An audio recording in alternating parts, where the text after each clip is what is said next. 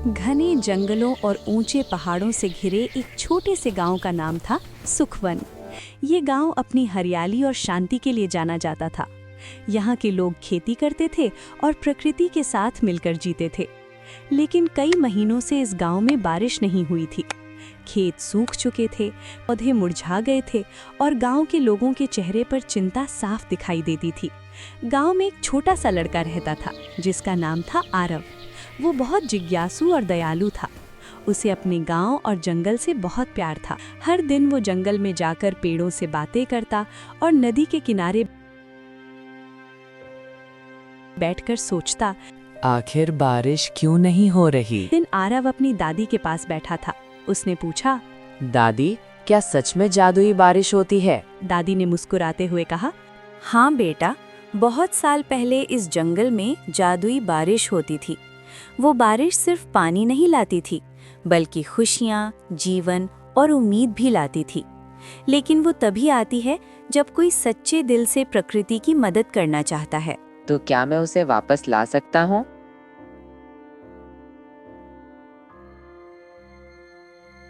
दादी ने कहा, अगर तुम्हारा दिल साफ है और इरादा मजबूत है तो कुछ भी संभव है। अगले ही दिन आरव ने तय किया कि वो जादुई बारिश को वापस लाएगा। वो सुबह सुबह जंगल की ओर निकल पड़ा। रास्ते में उसे सूखे पेड़, प्यासे जानवर और बेजान नदी दिखाई दी। ये सब देखकर उसका दिल भर आया। चलते वो जंगल के सबसे पुराने पेड़, एक विशाल बरगद के पास पहुंचा। लोग कहते थे कि ये पेड़ बहुत खास है और इसमें जंगल की आत्मा बसती है। आरव ने पेड़ के पास जाकर कहा, हे जंगल के रक्षक, अगर आप मेरी बात सुन सकते हैं तो कृपया मेरी मदद करें। हमारा गांव सूख रहा है, हमें बारिश चाहिए। कुछ पल के लिए सब शांत हो गया। फिर अचानक हल्की सी हवा चली और पेड़ की पत्तियां सरसराने लगी।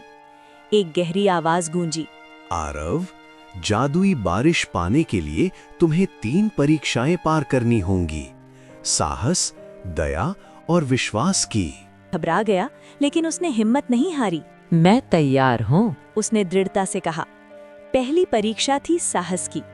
पेड़ ने कहा, तुम्हें अंधेरी गुफा में जाकर एक चमकता हुआ पत्थर लाना होगा, लेकिन वहां डरावनी आवाजें और परछाइयां तुम्हें डराने की कोशिश करेंगी।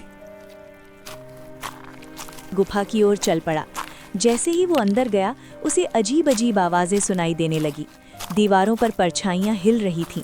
उसका दिल तेजी से धड़क रहा था, लेकिन उसने खुद से कहा, डरूंगा नहीं, मैं अपने गांव के लिए ये कर रहा हूँ।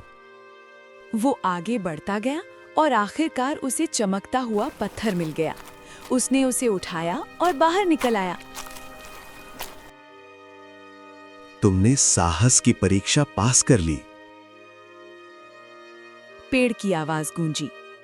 दूसरी परीक्षा थी दया की। पेड़ ने कहा, तुम्हें जंगल के उस हिस्से में जाना होगा जहां एक घायल हिरण पड़ा है। तुम्हें उसकी मदद करनी होगी। आरव तुरंत पहुंचा। उसने देखा कि हिरण के पैर में कांटा लगा हुआ है और वो दर्द से कराह रहा है। आरव ने धीरे से कांटा निकाला, अपने पानी से घाव साफ किया और पत्तों से पट्टी बांध दी। हिरण की आंखों में कृतज्ञता थी। वो धीरे धीरे खड़ा हुआ और जंगल में चला गया। तुमने दया की परीक्षा भी पास कर ली, पेड़ ने कहा। अब तीसरी और आखिरी परीक्षा थी विश्वास की। तुम्हें पहाड़ की चोटी पर जाकर आंखें बंद करके प्रार्थना करनी होगी। तुम्हें विश्वास करना होगा कि बारिश। आरव पहाड़ की चोटी पर पहुंचा। वहां तेज हवा चल रही थी और आसमान बिल्कुल साफ था। उसने आंखें बंद की और पूरे दिल से प्रार्थना की, हे प्रकृति, कृपया हमारे गांव को बचा लो, हमें बारिश दो। कुछ देर तक कुछ नहीं हुआ। आरव का मन डगमगाने लगा, लेकिन उसने हार नहीं मानी। उसने अपने विश्वास को मजबूत रखा। अचानक आसमान में बादल इकट्ठा होने लगे। हवा ठंडी हो गई। फिर एक बूंद गिरी, फिर दूसरी, और देखते ही देखते तेज बारिश शुरू हो गई। लेकिन ये साधारण बारिश नहीं थी। हर बूंद चमक रही थी, जैसे उसमें जादू हो। आरव खुशी से झूम उठा। ये जादुई बारिश है। बारिश के साथ ही सूखे पेड़ फिर से हरे हो गए। नदी में पानी बहने लगा और खेतों में जान आ गई। गांव के लोग खुशी से नाचने लगे। आरव जब वापस गांव लौटा तो सबने उसे गले लगा लिया।